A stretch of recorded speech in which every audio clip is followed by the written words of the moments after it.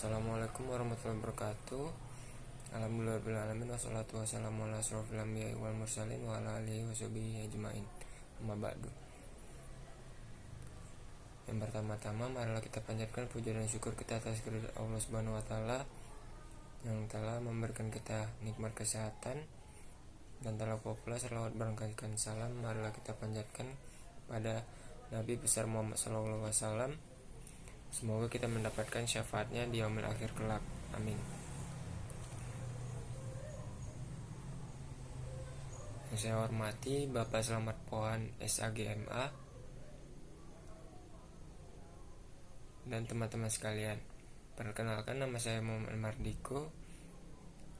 NPM saya 21127040 dari kelas perbankan syariah. Di sini saya akan menjelaskan tentang pegadaian syariah. Gadai atau al-rahan secara bahasa dapat diartikan sebagai al-stubut atau al-habs, yaitu penetapan dan penahanan. Istilah hukum positif di Indonesia, ran adalah apa yang disebut barang jaminan, anggunan, rungguhan, cagar atau cagaran, dan tangguhan. Azhar Bashir memakai ran sebagai perbuatan untuk menjadikan suatu benda yang bernilai menurut pandangan syara sebagai tanggungan uang, di mana adanya benda yang menjadi tangguhan itu seluruh utang dapat diterima. Ran atau gadai adalah sebuah akad utang piutang yang disertai anggunan atau jaminan. Sesuatu yang dijadikan sebagai jaminan disebut marhun.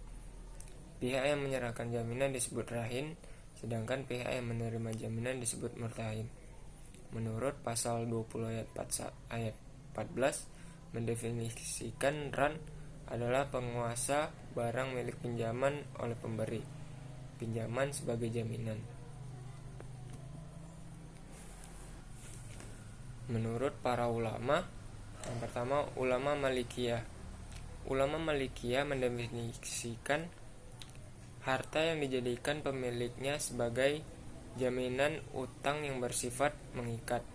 Menurut ulama Hanafiyah, mendefinisikan menjadikan suatu barang sebagai jaminan terhadap hak piutang yang mungkin dijadikan sebagai pembayaran hak piutang, baik seluruhnya maupun sebagiannya.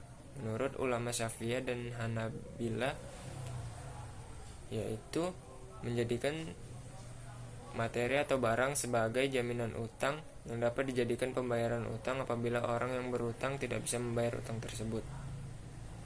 Dasar hukum pegadaian syariah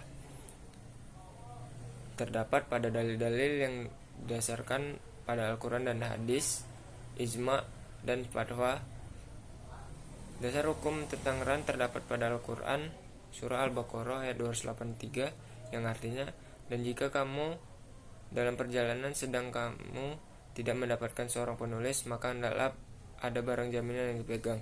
Tetapi jika sebagian kamu mempercayai sebagian yang lain, hendaklah yang dipercaya itu menunaikan amanahnya atau utangnya, dan hendaklah dia bertakwa kepada Allah Tuhannya. Dan janganlah kamu menyembunyikan kesaksiannya, karena barang siapa menyembunyikannya, sungguh hatinya kotor atau berdosa. Allah Maha mengetahui apa yang kamu kerjakan. Surah Al-Baqarah ayat 283. Menurut hadis, Aisyah berkata pada Rasulullah, dan Rasulullah bersabda, Rasulullah membeli makanan dari seorang Yahudi dan meminjamkannya kepadanya baju besi. Hadis riwayat Bukhari dan Muslim. Ijma dapat dikemukakan paparan Syahid Sabaik yang mengatakan jumhur ulama menyepakati kebolehan status hukum gadai sebagai gadai. Mereka tidak pernah menentang kebolehannya demi landasan hukumnya. Fatwa DSN MUI, Fatwa Dewan Syariah Nasional nomor 25 DSN MUI ketiga 2002 tentang ran. Syarat dan rukunnya. Rukun ran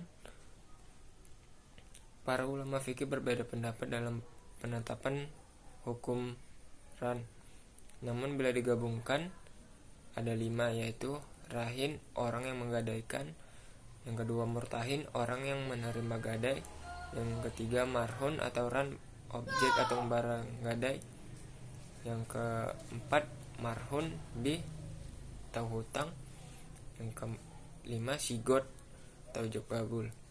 Syarat-syarat ran, para ulama fikih mengemukakan: yang pertama, para pihak dalam pembiayaan ran atau rahin dan murtahin, para pihak yang melakukan akad ran harus cakap bertindak menurut hukum atau ahliyah. Yang kedua, adanya kesepakatan atau sigot atau ijab kabul. Yang ketiga, marhun bi atau utang marhun bi wajib dibayar kembali oleh debitur atau rahin sebagai kepada kreditur atau murtahin. Utang boleh dilunasi dengan anggunan, dan utang harus jelas serta tertentu, dapat dikuantifikasi atau dihitung jumlahnya. Yang keempat, ada marhun atau barang. Sekian presentasi saya. Assalamualaikum warahmatullahi wabarakatuh.